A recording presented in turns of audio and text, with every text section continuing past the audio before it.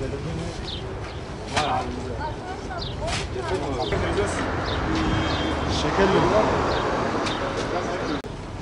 Hadi at. Ama ben kaçıracağım ha.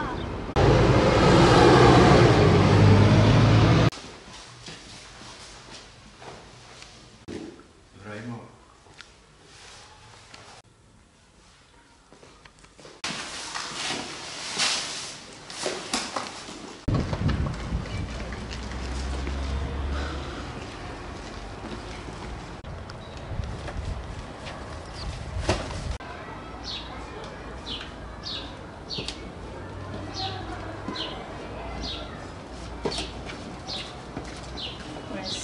Selamünaleyküm. Aleykümselam.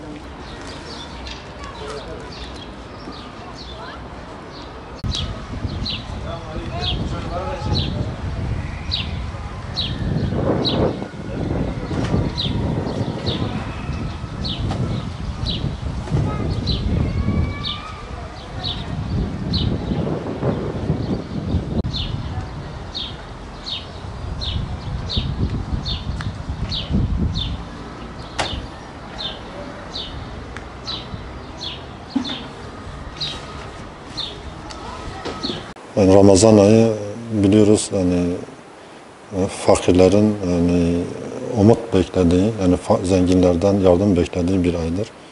Hayırların çoğaldığı, rahmetin ve merhametin bol olduğu bir ay içerisindeyiz. Yani hayırseverlerin özellikle Ramazan ayında fakir ve muhtaç aileleri daha çok düşündüğü bir aydır. Biz umutlar olarak her sene olduğu gibi Ramazan ayında fakir ve muhtaç ailelerin umudu olduk. İnşallah bu sene de fakir muhtaç ailelerin umudu olmaya çalışacağız.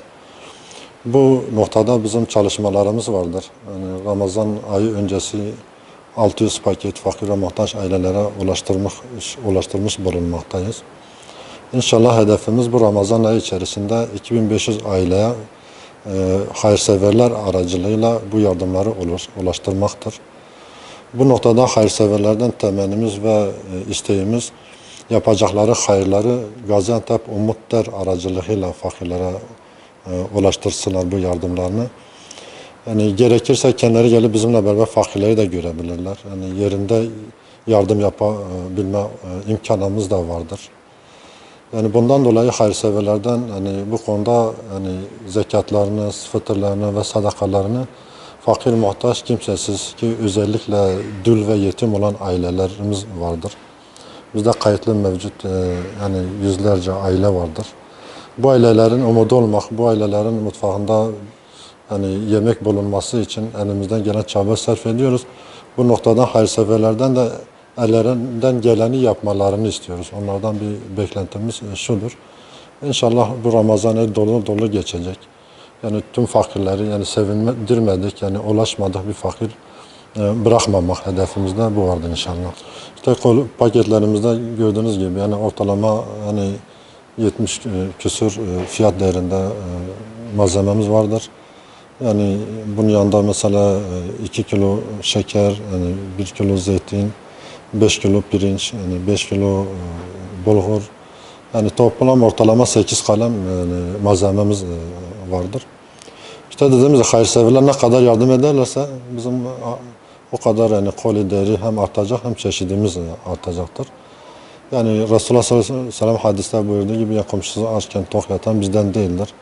Yani biz de Resulullah sallallahu aleyhi ve sellem'in ve sahabelerin bulunduğu camiadan olmak için elimizden gelen çabayı sarf ediyoruz. İnşallah Allah'ın rızasına bu Ramazan ayında ulaşacağız. Allah'ın rızasına nail olacağız inşallah.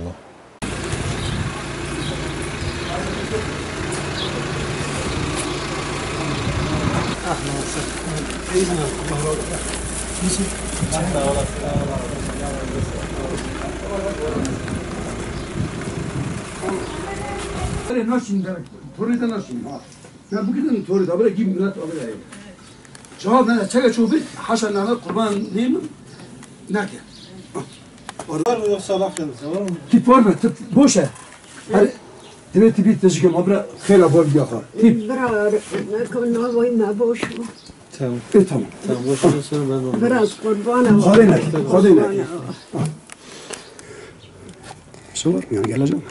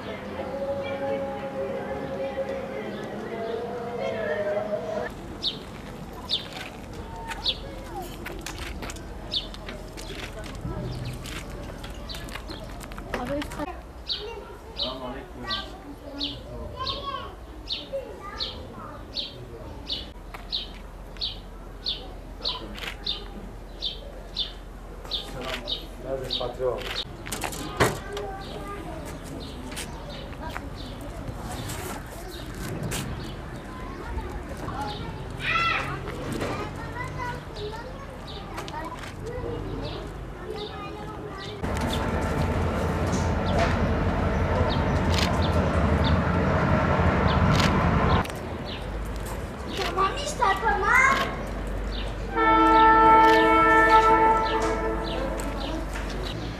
Ramazan ayı bütün Müslümanlara hayırlı olsun. Bütün Müslümanların bu ay içerisinde yapacakları ibadet ve itaatlerini kendi katında kabul etsin. Biz Umut Der olarak şu anda zengin ve bütün Müslüman kişilere seslenişimiz şudur.